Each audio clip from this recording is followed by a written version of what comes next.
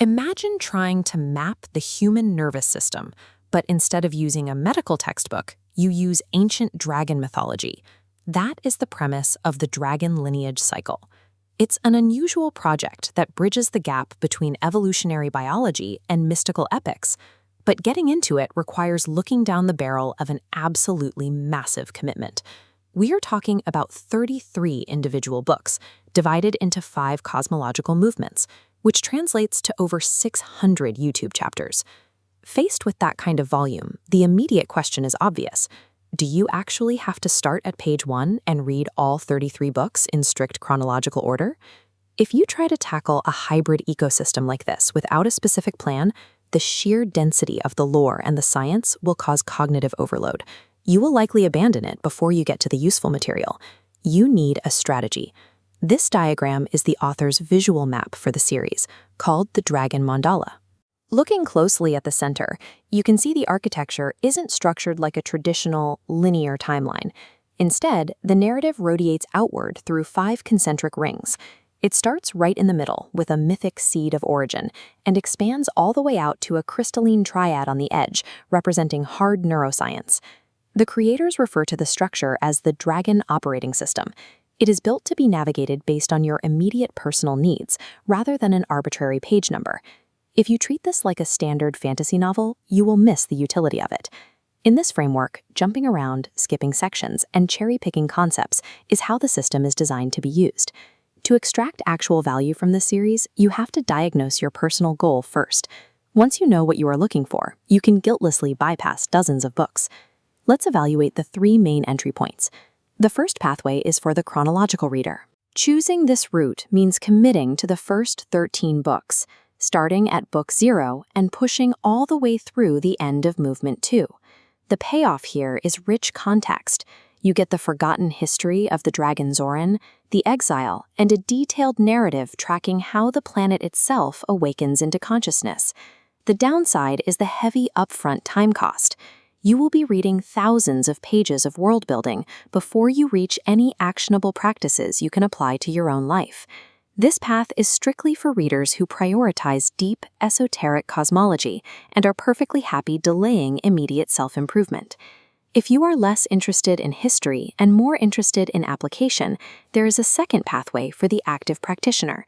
Here, you bypass the first 12 books completely and drop straight into movement 3, starting at book 13, The Human Dragon. This grants you immediate access to the series meditation manual. You dive directly into the 7 actionable dragon arts, exploring specific techniques for breath, stillness, and presence. The trade-off for taking this shortcut is a loss of narrative resonance. Because you skipped the origin story, the esoteric terminology and cosmic references won't carry the same emotional weight. Still, if you want a framework to upgrade your daily habits rather than a sprawling epic to read before bed, this entry point offers the highest return on your time. The final pathway is built for the skeptics, the readers who need to see the biological receipts before they buy into the mysticism. You can skip straight to the end of the series, jumping into movement 5 to read the scientific decoding of the lineage. These final 3 books translate the metaphors into hard neuroscience. They explain how states of awakening correlate directly to the dissolution of the brain's default mode network.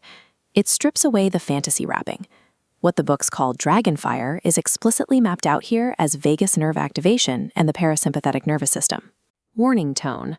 But there is a major cost to reading it this way.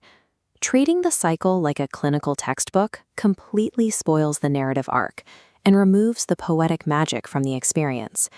Starting here validates the biological legitimacy of the methods, but it sacrifices the emotional journey required to make the inner alchemy actually work.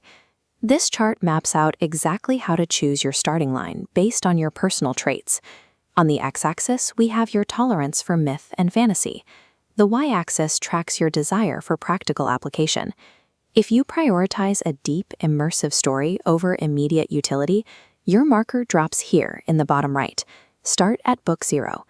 If you want a balance of narrative world-building with actionable habits, you sit up here in the top middle. Book 13 is your entry point.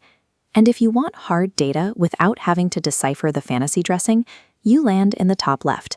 Go straight to the scientific decoding. The greatest strength of the Dragon Lineage is its modularity. Tackling a massive series is only worth the effort if you align your entry point with your specific quadrant.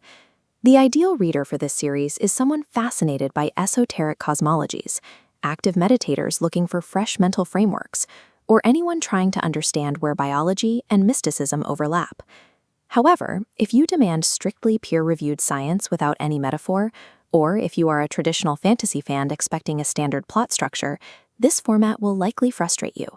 If you are on the fence, there is a low-risk way to test the waters. The author provides extensive chapter-by-chapter playlists on YouTube. You can sample any of these pathways for free before you commit to reading.